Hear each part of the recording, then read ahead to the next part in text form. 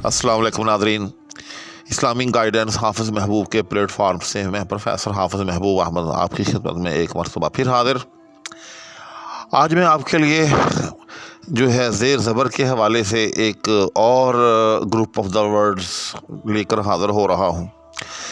जैसा कि मैंने अर्ज़ किया था कि किसी भी शायर के लिए अल्फाज की ज़ेर और ज़बर का दुरुस्त मालूम होना बहुत ज़रूरी है, क्योंकि अगर वो लफ्ज़ काफ़िए में आप मुस्तामल करना चाहते हैं तो अगर आपको उसकी ज़ेर और ज़बर का सही इल्म होगा तो तभी वो लफ्ज़ जो है आप दुरुस्त तौर पर इस्तेमाल कर सकते हैं, वरना तो वो बिल्कुल जो है वो गलत हो जाएगा। अब इसमें ये है कि अगर बंदे ने अरबी जो है वो पूरी तरह ना पढ़ी हुई हो, जी हाँ, तो फिर मैं समझता हूँ कि इस चीज़ का पहचानना बहुत मुश्किल है।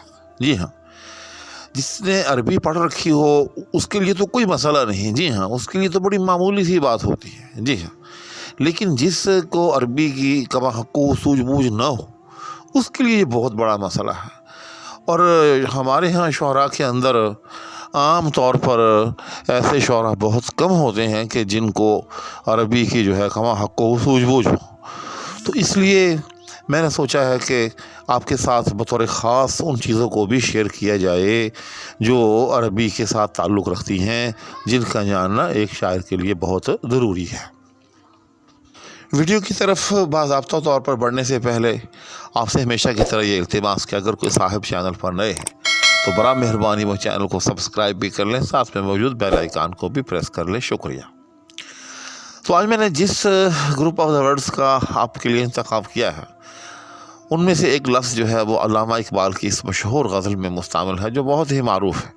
कभी ये हकीकत मुंतज़र नज़रा लिबास मजाज में कि हज़ारों सजदे तड़प रहे हैं मेरी जबीन नयाज में। अब आप देख रहे हैं कि यहाँ ये जो लफ्ज़ मुंतज़र है इसकी दो क़िरातें हैं। इसको दो तरह से पढ़ा जा सकता है, मुंतज़िर भी पढ़ा जा सकता है और इसको मुंतज़र भी पढ़ा जा सकता है। अच्छा, अब देखिए कि अगर आप कोई नात लिख रहे हैं, गज़ल लिख रहे हैं, आपका काफ़िया जो है वो जिगर है, नज़र है, ठीक है, बसर है, अगर है, वहाँ आपको ये लफ्ज़ इस्तेमाल करना पड़ जाए तो आप तो यकीनन फिर सोचेंगे कि क्या ये लफ्ज़ जो है वो मुंतज़िर है या मुंतज़र है। जी हाँ, क्योंकि अगर आप इसको मुंतज़र समझें या आपके नज़दीक ये मुंतज़र हो तो फिर तो ज़ाहिर है वो जिगर, अगर और नज़र उसका हम काफ़िया जो है वो हो जाएगा। और अगर ये लफ्ज़ हो मुंतज़िर, जी हाँ, तो फिर तो उनका ये हम काफ़िया नहीं हो सकता। तो ये कितनी बड़ी अहम बात है, ज़रा सोचिए कि अगर आप किसी लफ्ज़ के बारे में डाउटफुल हों कि यहाँ ज़ेर है या ज़बर है तो उसका फिर काफ़िए में इस्तेमाल कितना मुश्किल है। तो यही चीज़ मैं आपको आज बताना और समझाना चाहता हूँ कि आपको ये फ़ैसला करना आसान हो सके कि आया कि यहाँ ये ज़ेर है या ज़बर है, यानी इसी लफ्ज़ को ले लें कि यहाँ मुंतज़िर है या मुंतज़र है।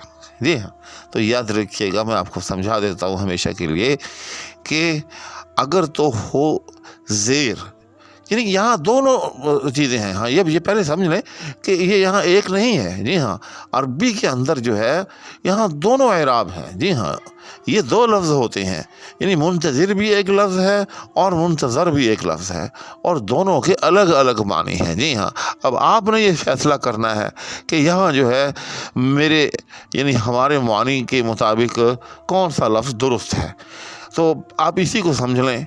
मसलन यहाँ मुंतज़िर, जी हाँ, तो मुंतज़िर का मतलब होता है, याद रखिएगा, इंतज़ार करने वाला। जी हाँ, ये फ़ाइल है।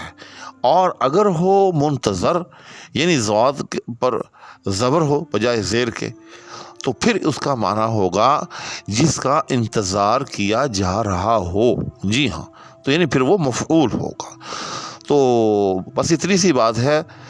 दोबारा जो है मैं रिपीट कर देता हूँ कि अगर तो यानी मुफ्तइल, इसका वज़न होता है मुफ्तइल। जी हाँ, तो जो ऐन कलमा है यानी अब या मुंतज़िर के हिसाब से अगर ज़ोए है तो उसको ले ले, यानी ऐन कलमा या ज़ोए इसके अंदर अगर उसके नीचे हो ज़ेर, जी हाँ, تو پھر وہ فاعل ہوگا، اس کا مطلب ہوگا وہ کام کرنے والا ہے. جی ہاں، جیسے منتظر انتظار کرنے والا. اور اگر وہاں ہو زبر، یعنی آپ اس کو منتظر پڑھیں تھوڑی دیر کے لیے، تو پھر اس کا مطلب ہوگا کہ جس کا انتظار کیا جا رہا ہے. اچھا، اگر ابھی بھی سمجھ میں نہیں آئی تو میں آپ کو ایک بڑا مشہور لفظ بتاتا ہوں. جی ہاں، یہ بہت عام ہے، مشتہر اور مشتہر. جی ہاں، یعنی یہاں بھی دو لفظ ہیں. تو مشتہر کا مطلب ہے اشتہار دینے والا، مشہور کرنے والا. اس میں فاعل ہے، یاد رکھیے گا، مشتہر. ٹھیک، کہ جس نے اشتہار دیا.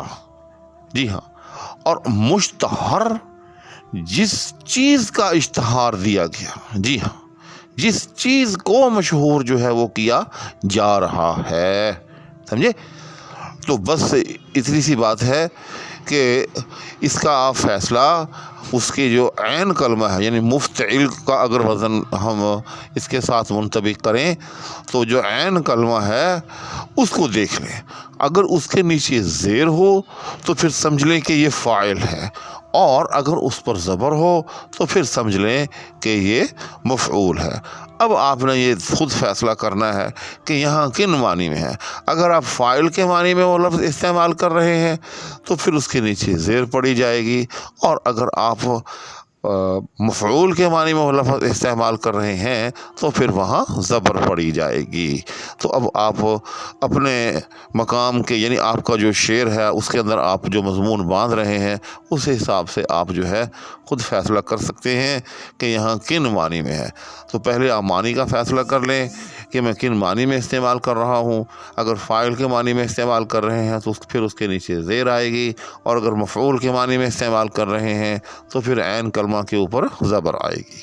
تو جب آپ کا اعراب طے ہو جائے گا، آپ کی زیر زبر کا فیصلہ ہو جائے گا، تو پھر آپ اپنے قوافی کو دیکھیں گے کہ کیا یہ لفظ جو ہے میرے سابقہ جو قوافی ہیں اس نعت یا اس غزل یا اس نظم کے، ان کے اندر آ سکتا ہے یا نہیں آ سکتا.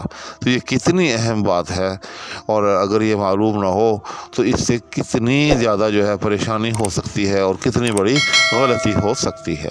امید ہے کہ آپ کو میری یہ آج کی کاوش اور یہ آج کی ویڈیو بھی کسی نہ کسی درجے میں پسند ضرور آئی ہوگی، اور آپ میرے چینل سے وابستہ رہیں گے. دعاؤں کے التماس کے ساتھ، اور نیز یہ کہ اپنا خیال رکھیے گا. اجازت چاہوں گا. اللہ حافظ.